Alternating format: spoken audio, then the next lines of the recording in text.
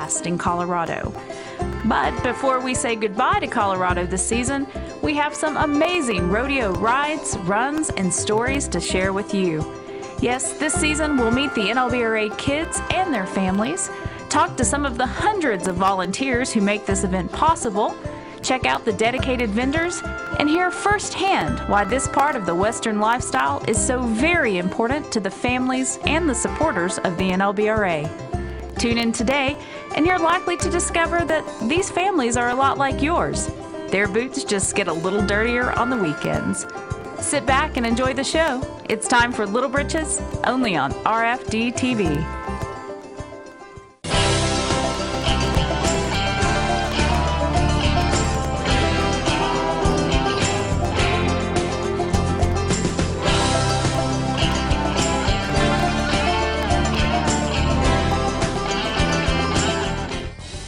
Today's episode is all about giving and the many ways Little Britches, a nonprofit itself, gives back to the community that sustains it. Through their work with Hope Counts, Writing with Carmen, and Prayers for Levi, this season has been an important one for family, faith, and giving back. First, we'll meet the group behind the movement, Writing for Carmen. We'll talk to Jennifer Sanborn from the Mid-South Little Britches. Jennifer is a writing force behind this movement, raising awareness about safety and much, much more. We'll also meet Carmen's young friends, young NLBRA contestants who were impacted by the loss of their friend and who are dedicated to keeping Carmen's memory alive. I'm Sarah Faith Weens in Pueblo, Colorado at the National Little Britches Finals Rodeo. I have Jennifer Sanborn of the Mid-South Little Britches Rodeo franchise of Mississippi. Now, Jennifer, you guys were really, really close family friends and a part of your extended Little Britches family. Well, anytime that we have a loss in our association, it really does affect the entire association because we are such a big extended family. But it's really important that we also can raise some awareness. So can you tell us a little bit about exactly what happened to Carmen and what we can learn from her accident? Some children, they were on a mule, which was like a golf cart, but the Kawasaki mule, and they had gone to check their horses. And something they have done a million times, they were on their way back, and she just slipped off the back seat and hit her head. And we knew it was a concussion. We picked her up. I drove her to the hospital. Her mother and Carmen, they were in the back seat.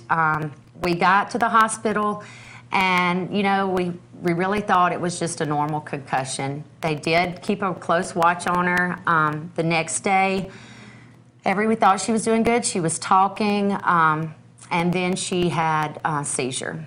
And she went from a concussion to a traumatic brain injury to ended up, she passed away on June 29th she was brain dead from the fall, from the injury. I think what we really want people to know is, you know, take concussions seriously. If you think that you might have a concussion, don't just wait around, which we didn't.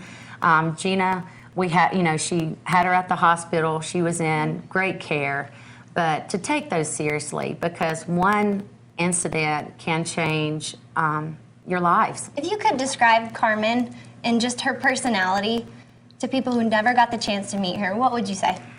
If you knew Carmen, you loved Carmen. Yeah. she was a one of a kind. She was sweet, outgoing. You know, Carmen was a special person. She was kind.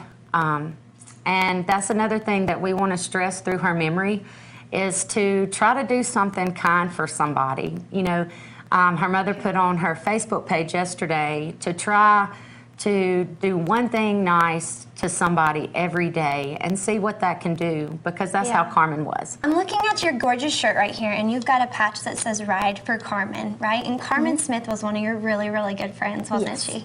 You guys kind of grew up together. Yes. Yeah, what type of a friend was Carmen? A best friend. That's all you can say about it.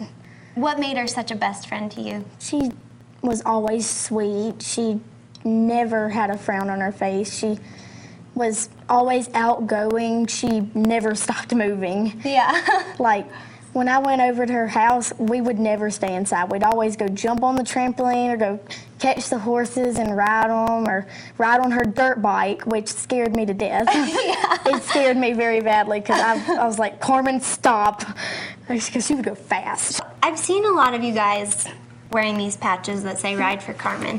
What does it mean to you to be riding for Carmen here at the finals? It just makes me feel really special because we were really close and everything. It just makes me feel good about myself and her and everything. It's because we were so close. Yeah. Well, I'm sure she's really proud of you for wearing that patch, right? So, because she's definitely here with us, isn't she? Yeah. And you guys are also wearing the green feathers, too. What do the green feathers mean? Traumatic brain injury, I guess. Just to raise awareness for that?